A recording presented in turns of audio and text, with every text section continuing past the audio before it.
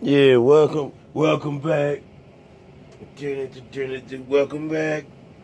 All right, so this is episode 25, communication Rerun. rerun. Um, I guess I should put that when I put it on YouTube. I'll fix that. So we ended with the Facebook on when to communicate. Now we're going to talk about, well, we're briefly going to talk about love languages because this has to do with communication. We've talked about this in other episodes, but once Henry and I learned about love languages, it was like a pivotal moment in our relationship. It was right before we got married, and it like opened our eyes to so much that we didn't know about each other, and we had been together for 10 years by that time. So so it's amazing how even after being together that long, we had so much more that we didn't know about each other, and learning about our love language just. It just made it made our relationship so much easier because now we understand what we were doing wrong or what we were doing right. So there are 5 love languages, hence the 5 love languages. Yeah. So words of affirmation, Physical touch. oh my fault, quality time, Receiving gifts. and acts of service. Yeah, you like how we did. You like how we did that back and forth thing. Yeah. So mine is physical touch. Man, math is words of affirmation. And quality time is a good second for me. It's kind of like a tie for both of those. I would probably say quality time it depends, but they're really, really close. Pretty much a tie. So see, that make it easy for me because I don't have to focus on one. I could be like, oh man, I feel like touching today. Then I'll be like, oh, I feel like spending time today. And then you can be like, you can spend time and touch.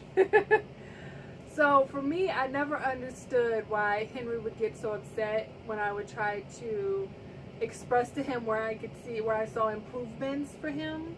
Mm-hmm. And it was the way I did it. So instead of like complimenting him when he did something good, I would always tell him when he did something bad. Or not bad, like he's a bad child, but like something that I didn't appreciate. So once I found out that his love language was words of affirmation, I realized I was like not loving him the whole time we were together, pretty much, because like I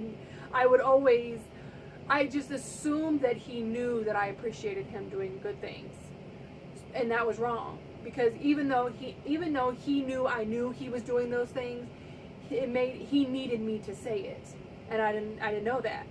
So I was like, oh my God, like that makes so much sense, because it made sense why we used to argue about that stuff. And he would never say it because that's not his personality. He would just get mad. So once I learned about that, it was amazing. So I think the thing was I didn't know it. Well, that's a good thing too. You know what I mean? Like I didn't know what it, like, because once I figured it out and I'm like, oh, that's where a lot of my life, like, that's where a lot of stuff in my life went, like, wrong at, was, like, the way people were saying stuff to me, man, and that's, like, I figured it out. Like, after I learned that, like, oh. And so, also, like, there was, in the beginning of our relationship, I would always complain about how much time we weren't spending together. And he would always be like, just because we're not spending time together doesn't mean that we're not in a relationship or we don't love each other. And he didn't really get that. Like, he didn't get that I wanted him to spend as much time with me as he did with his friends. You know, because he would come home, shower, and then go out and do whatever. And sometimes I would go with him, sometimes I didn't. Early in our relationship, I didn't go with him. Like, I didn't really meet his friends until later on in our relationship. And that's typical. You know, you don't normally bring your girlfriend everywhere you go when you go hang out with your guys or whatever. But for me, like, him not wanting to spend time with me made me feel like, well, he doesn't love me, or he doesn't want it. Why don't you want to be around me?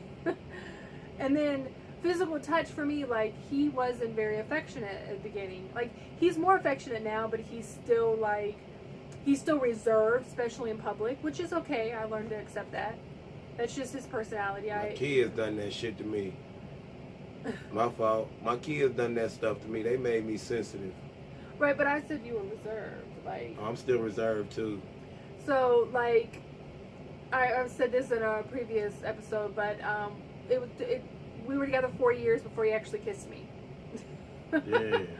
We'd always give each other hugs when we come and go.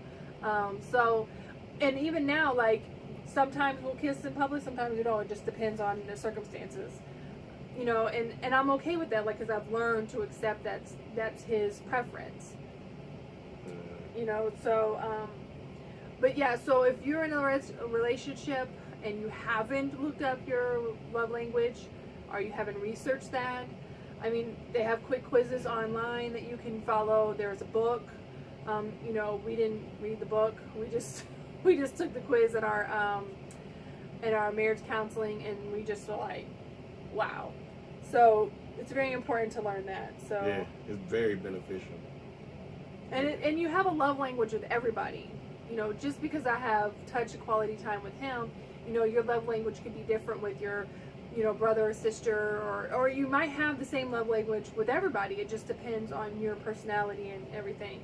You know, I think I have the love language same with everybody, because I constantly get sad because, you know, my friends don't have time for me, but I don't really have time for my friends either. But, you know, I used to get really upset about that before I had kids and everything, and I had a whole bunch of time on my hands. I think my love language is the same for everybody too. Yeah.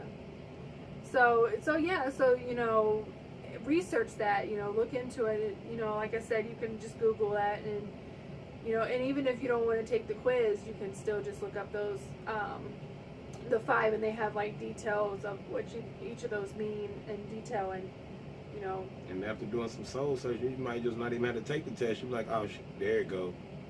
That's me right there. Like, you know. And also, and those of you who have kids that are old enough, you know, for you to for them to know what their love language is. You know, it's an important thing to teach your child, you know, when they're old enough to understand that, what their love language is, so that they, you know, because I would have loved to realize this when I was younger. You know, we already knew we needed that, but really having a conscious understanding of how we get love from, how we receive love from other people is very important. And also how your kids receive love. You know, some kids might want you to spend a lot of time with them, and other kids might want you just to tell them how good they're doing. You know, it just depends. Or maybe one kid wants, you know, likes to get a lot of gifts, and the other kid wants you to wants to help people. You know, so you just got to learn learn that about your kids also. It's you know, I would say like elementary school would be a great time to work with them, you know, if they're 3rd, 4th grade, you know. Yeah. So what happens if you choose not to communicate? Well, you're gonna be like the Cosbys, a canceled TV show. Damn, that was reckless. Oh. You're gonna be like People's Court. I mean, not People's Court. What was the one? You're gonna be like Night Court, a canceled relationship. So, I've noticed after Henry and I have been together for as long as we have, and we're around other couples, and we see the things that we used to do in other couples, and we're like, that's not gonna last. They're gonna have to fix that. Or like we see them going through things that we went through, and we found ways of communicating to them, like, you know, this is what worked for us. You know,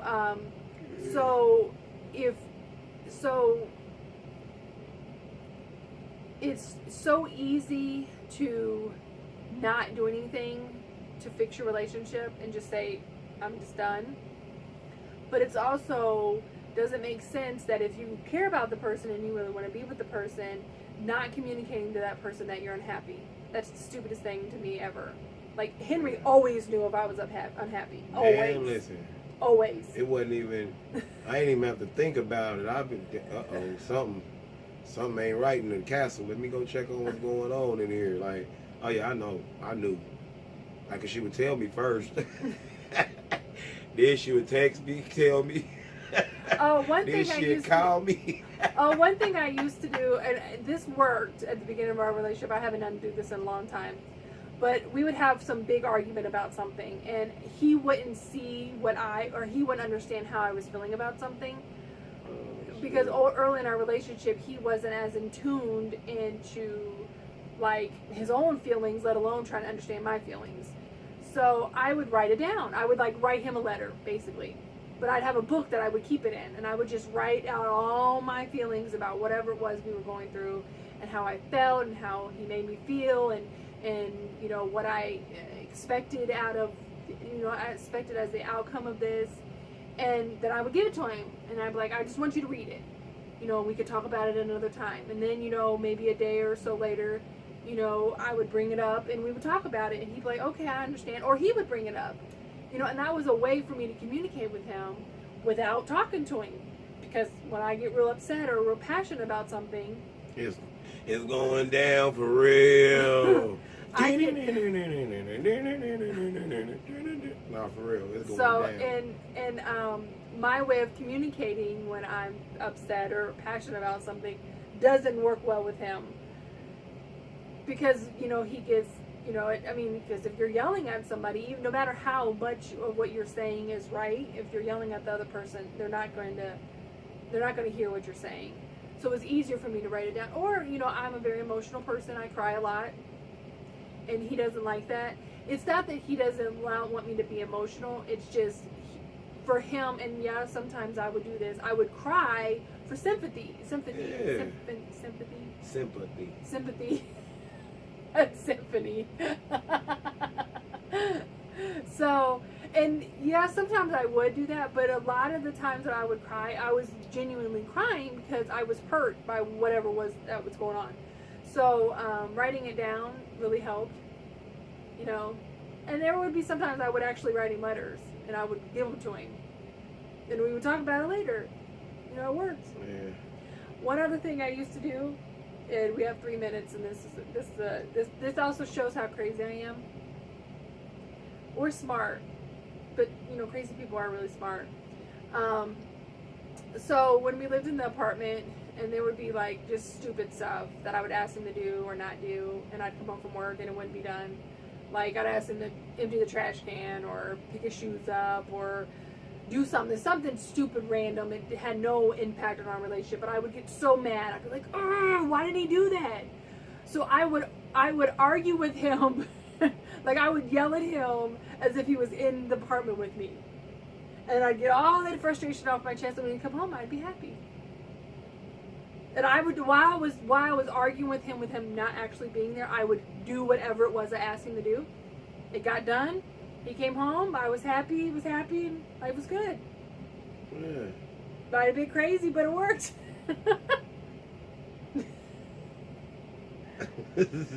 And for a long time, I wouldn't even tell him I did that. And then one day, I just like told him, and he just kind of looked at me like, "Yeah, got all crazy." right. But it worked. And then after a while, I just stopped caring about the stuff that, I mean, I just would do it, you know.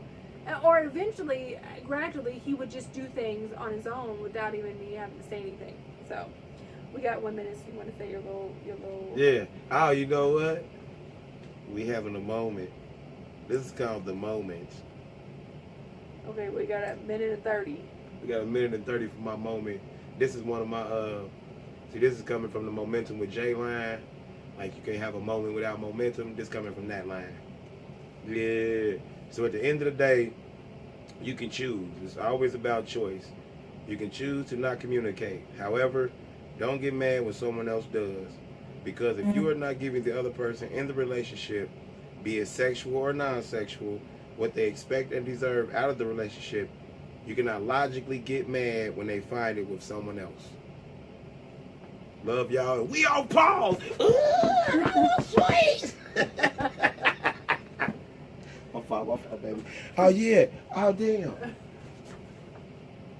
Our third host slept through the whole show. She knocked that. Yeah, she sleep. It's that breast milk, man. I'm telling you, that breast milk got something in it. All right, y'all. We all pause, man. Yeah, bye, salute. Huh? His crown. Yeah.